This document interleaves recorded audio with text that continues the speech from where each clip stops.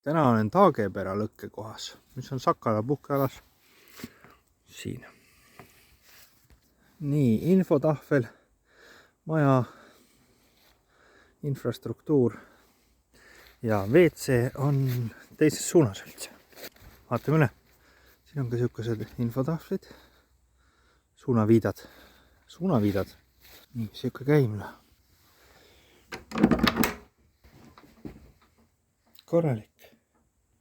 Nii, siin on siis üks katusealune küttepuud, prügikast, lõkkekolle. Teisel pool on lõkkekolle, teine katusealune, taga on küttepuud ja prügikast. Ja seal tagaotsas on katusealune. Aga see on kehva, vaatame üle. Nii, katusealusel sajab vett läbi. Vihma läbi, üsna kehvas. Korras on see. Aga plats ise telkimiseks on suur ja avar. Äge.